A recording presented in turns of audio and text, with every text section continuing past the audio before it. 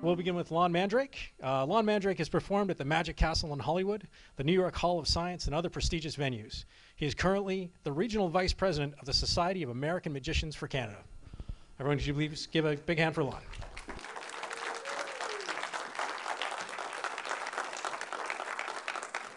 Thank you very much for coming.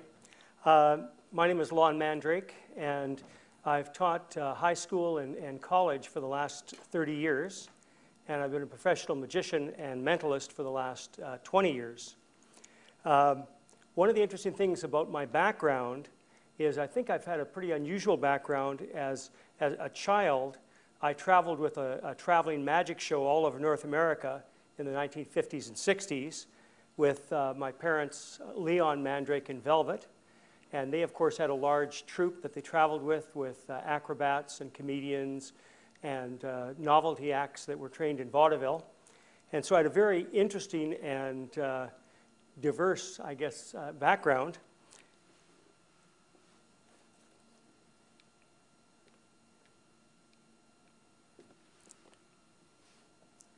And my first sort of, I guess, professional job was in Hawaii when I was 9 years old. My father had us building these large balloon animals and selling them for 25 cents on a stick.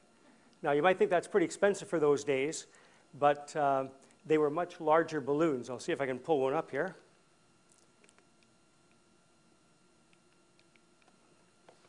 No, I guess I'm not going to be able to. But they were much, much larger balloons than the balloons today.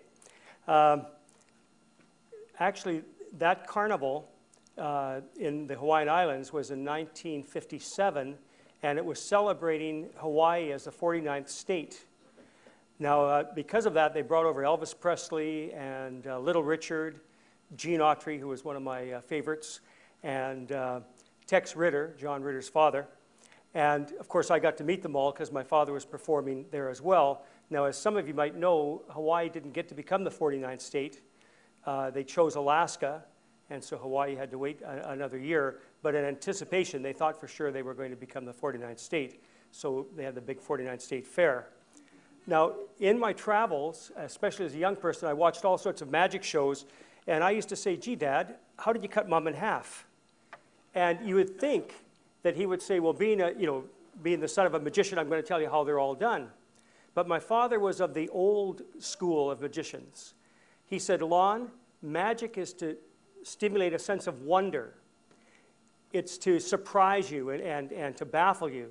If you know how things are done, or even if you think you know how things are done, you stop questioning. You lose that sense of wonder. And so he said the only things he would teach me are things that I was really willing to learn. And so I became a very curious child.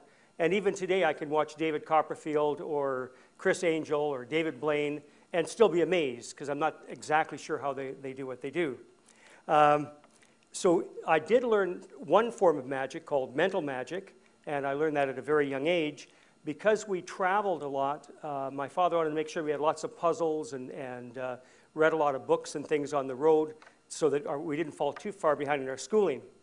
Now it's interesting, Keller, the great magician, said if you feed the mind with mystery, you ignite its imagination.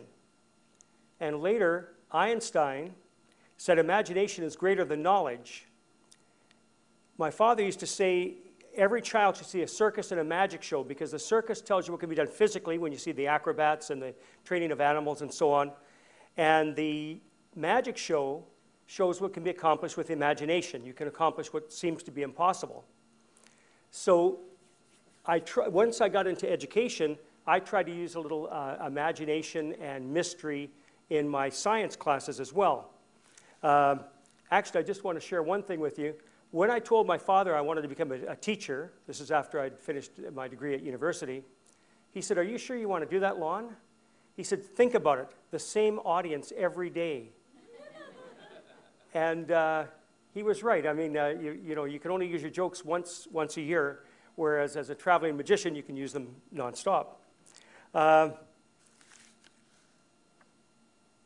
Actually, I began to think a little magical as well. I guess I came from a different look at education. For example, in science, science is a way of looking at the world and trying to solve problems. But many of our sciences, in fact, almost all of them, are based on ancient magic. For example, alchemy, which was the mixing of chemicals and causing explosions and color changes and so on, is what we call chemistry today.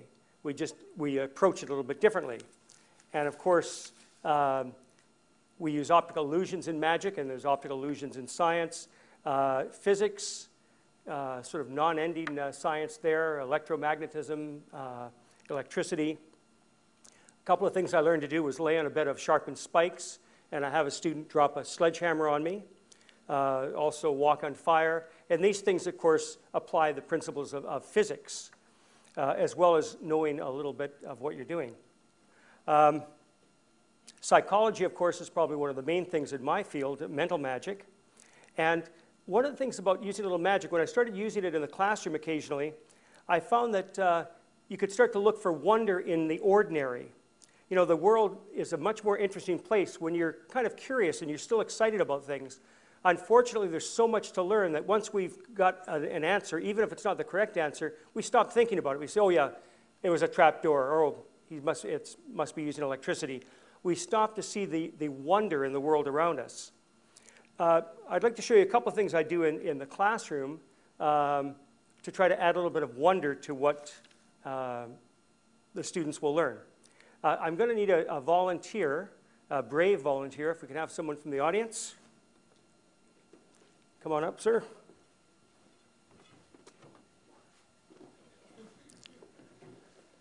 I'm just going to have you take a seat.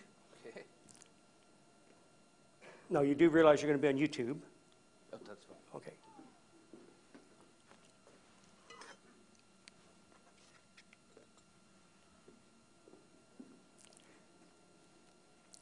Okay, because my background, I say, was in performance, I started thinking in education, rather than say that the teacher do all the demonstrations, I would bring students up and work with them, and sometimes work from the audience.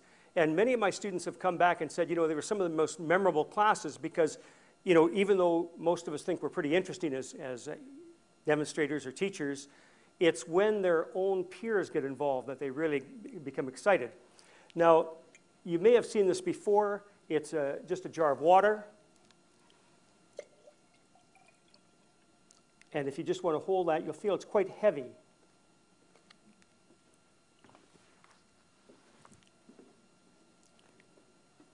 And of course, in science and in magic, we make predictions. If I were to turn this upside down, what would happen? You'd get wet. Okay, it's a natural occurrence. I've got a plastic do not disturb sign here. I borrowed this from a hotel. I'm going to put this on top, turn it upside down, then put it over your head. And how many predict that the water will come out? Okay, how many predict it won't come out? How many are hoping it might come out? Okay, you've got a lot of friends, Bruce. Okay, I'm going to turn it upside down and put this over your head. Now, water is very, very heavy. There is nothing on this plastic card. Okay, and I'm going to remove my fingers. And by the way, if this was sand, what would happen? Probably it would come out. And if this was alcohol, what would happen? It might come out again, but you'd have to go home and try it. Okay, so on the count of 3, I'm going to remove my fingers. Now, you do have a good sense of humor, Bruce. Well, and I'll tell you, if you get wet, I'm going to make you a balloon animal of your choice. Thank you. Okay, the count of 3. 1, 2, 3. Now, because many people have seen that before, they think, oh, it's very ordinary. But really, when you think about it, water has properties that no other material in the world has. And because of that, it's able to seal this jar. And it's because of one of the properties of water. Now, I'm going to take it a step further because he's been brave enough to come up here.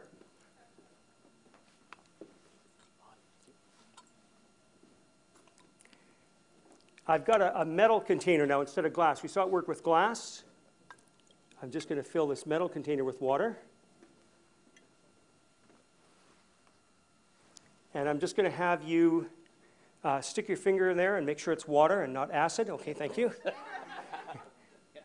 Okay, and we'll do the same thing again.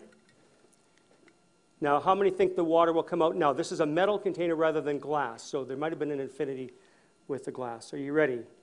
On the count of 3, 1, 2, 3, and it does stay. But what if I remove the plastic? Okay, don't look up. No. Very relaxed. Oh, It's okay, I got a good sense Okay. of humor. that's good. You'll get a balloon animal at the end. Whoop. Well, it works well with the glass. Let me add a little bit more water here and see what happens.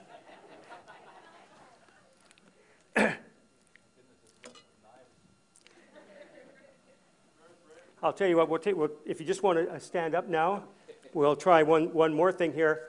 We'll try your imagination. Yeah. You're not too wet. No, I'm fine. Yeah.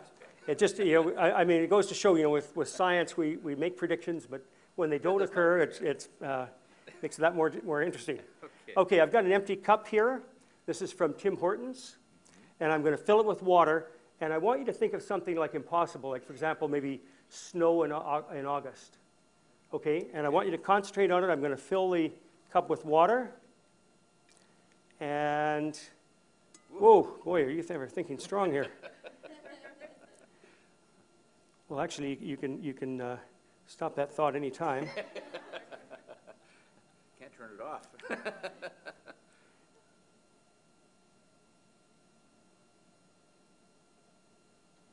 And in my science class, we could talk about the various states of water and how ice or snow would take up a lot more room.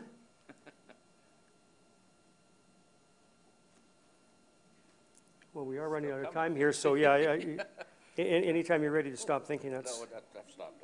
Oh, okay, good. Well, sometime today. Well, yeah. And have a look inside, and we have an empty cup. Please give him a hand as he takes a seat for doing a very thorough job on your behalf. Thank you.